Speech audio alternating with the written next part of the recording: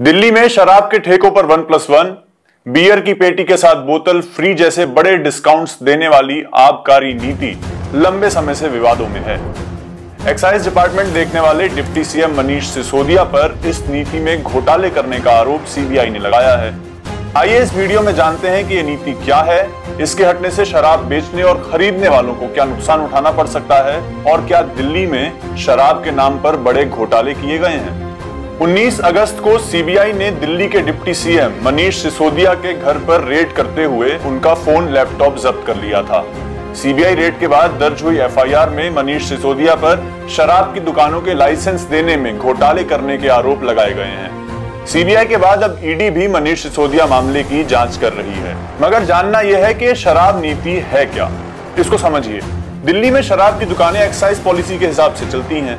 दिल्ली सरकार ने excise policy 2021-22 को पिछले साल पेश किया था, जो नवंबर 2021 में लागू कर दी गई थी। इस नई नीति के तहत दिल्ली को 32 जोन में बांटकर करीब 850 ठेके खोले जाने थे, जो सारे प्राइवेट ठेके होते। पिछली नीति में शराब की सरकारी दुकानें करीब 70% तक थी, बाकी प्राइवेट थी। यही वो नीति है जिसमें शराब की होम डिलीवरी, बार होटल को शराब बेचने के लिए 3 बजे तक की इजाजत और दुकान वालों को शराब पर अपने हिसाब से डिस्काउंट्स देने की भी बात कही गई थी। यानी यही वो नीति है जिसके तहत पिछले कुछ महीनों में दिल्ली के ठेकों पर एक के साथ एक बोतल फ्री, बियर की पेटी के साथ बोतल फ्री या शराब पर 25% डिस्काउंट जैसे बड़े ऑफर्स पर लोगों ने शराबें खरीदी हैं। दिल्ली सरकार ने इस नीति को लागू करते हुए कहा था कि प्राइवेट दुकानें होने से रेवेन्यू ज्यादा मिलेगा, जो सरकारी दुकानों में नहीं मिल पाता था। यह नीति इस तरह से कई महीने तक चली भी, लेकिन विपक्षी पार्टी बीजेपी लंबे समय से इसका विरोध कर रही थी। फिर आया जुलाई 2022। दिल्ली के चीफ सेक्रेटरी नरेश कुमार ने 8 जुलाई को इस पॉलिसी पर अपनी report deputy CM Manish Sisodia, CM Arvind Kejriwal और एलजी विनय कुमार सक्सेना को भेजी। इस रिपोर्ट में कहा गया था कि इस नीति में अनियमितताएं यानी इरेगुलरिटीज हैं। जुलाई में दिल्ली के एलजी ने इस पॉलिसी पर सीबीआई जांच के आदेश दे दिए। एलजी का कहना था कि नई आबकारी नीति के तहत टेंडर में जानबूझकर प्रक्रियागत खामियां छोड़ी गईं ताकि लाइसेंस धारियों को अनुचित फायदा पहुंचे। इस जांच के आगे आम आदमी पार्टी सरकार झुक गई और एक्साइज पॉलिसी 2021-22 को वापस ले लिया गया। जुलाई के अंत में इसे वापस लेते हुए कहा गया कि 6 महीने बाद इसे फिर से लागू किया जाएगा। अब 1 अगस्त से शराब की सारी दुकानें सरकारी होने वाली थीं, लेकिन फिलहाल इसे 31 अगस्त तक का एक्सटेंशन मिला हुआ है, यानी 1 सितंबर से सारी दुकानें शराब की सरकारी हो जाएंगी। मगर अगस्त महीने में दिल्ली में गिने चुने ठेके ही रह गए हैं। आप एग्जाम्पल के तौर पर देखिए कि साकेत की ही अगर बात करें तो जहां पहले पूरे साकेत में करीब 10 ठेके खुले थे, अब सिर्फ 1 या 2 ठेके खुले हुए हैं। शराब बेचने वालों का कहना है कि एमसीडी की रेट से तंग आकर कई वेंडर्स ने अपने लाइसेंस सरेंडर भी कर दिए हैं। अब सवाल यह भी है कि जिन दुकान वालों ने नए लाइसेंस लिए थे, उनका क्या हाल है, वो दुकान चला पाएंगे या नहीं। इन सब सवालों पर क्लैरिटी बनती दिख नहीं रही है।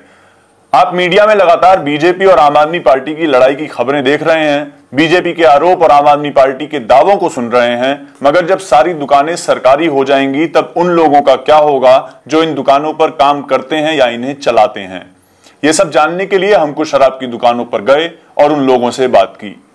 सर, सबसे पहले तो हमारा रोजगार जाएगा, क्योंकि प्रत्येक शॉप पर ना 10 से 15 लड़के काम कर रहे हैं और हमारी जोन में बहुत सारी दुकानें और दिल्ली में तो बहुत सारी है, जिसमें से हजारों या कह सकते हैं 15-20-30 हज़ार लड़कों का तो वैसे ही रोजगार चला जाएगा और बाकी जो हमारे ऑफिसों में काम करते हैं लड़के, वो भी बेरोजगार हो जाएंगे।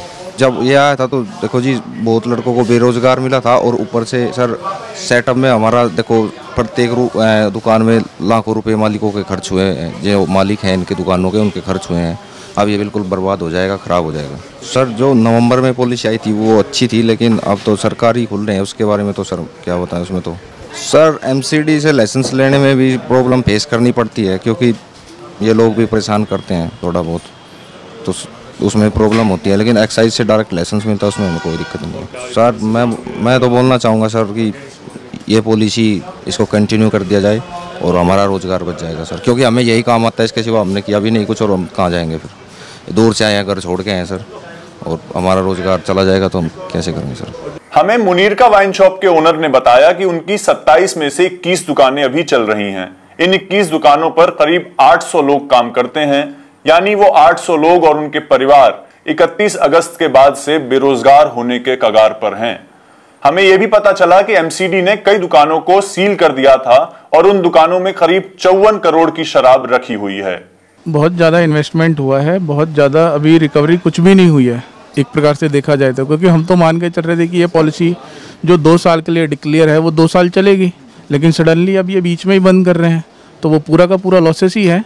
इतना ज़्यादा जो हमने रिनोवेशन पे लगाया है, स्टाफ रखा है, सब कुछ रखा है, अब सडनली सब कुछ क्लोज करना पड़ेगा, तो ये तो बिल्कुल अनसर्टन था, तो नुकसान तो बहुत ज़्यादा है। इवन हमारा ही नहीं, सबका है, जो इसमें आए थे नई पॉलिसी में सबका ही नुकसान है।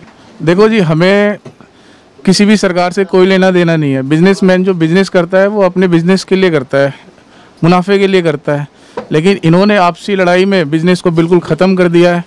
चूँकि अभी ऐसा टाइम चल रहा है कि हर सेक्टर में आप देख रहे हो प्राइवेटाइजेशन चल रहा है, और ये दोबारा सरकारी ला रहे हैं जिसका कोई लॉजिक ही नहीं है। अगर लाना ही था तो आपने क्लोज क्यों किया, और अगर क्लोज किया तो जब आपने 2 साल के लिए पर्टिकुलर लाइसेंस दिया तो आप 6 महीने में क्लोज क्यों कर रहे हो? कोई सवाल पूछे इनसे, इनके पास जवाब है नहीं। एक दिन में ही आपने ये सरकारी का कर दिया कि हम सरकारी दुकानें खोल रहे हैं, जब खोलनी थी तो आपने ये पॉलिसी लाई क्यों? अब एक तरफ है बीजेपी के इल्जाम और सीबीआई ईडी की रेड्स, और दूसरी तरफ है आम आदमी पार्टी की सफाई। लेकिन बड़ा सवाल यह भी है कि जब इस नई पॉलिसी में सब कुछ ठीक चल रहा था तो इसे तुरंत ही वापस क्यों ले लिया गया? इस पॉलिसी में 850 ठेके खोलने की बात की गई थी, लेकिन नई पॉलिसी आने के बाद भी 500 के करीब ही ठेके खुल पाए थे। यानी 1 साल से इस पूरी इंडस्ट्री पर बैक एंड फोर्थ दोनों सरकारों के बीच चल रहा है।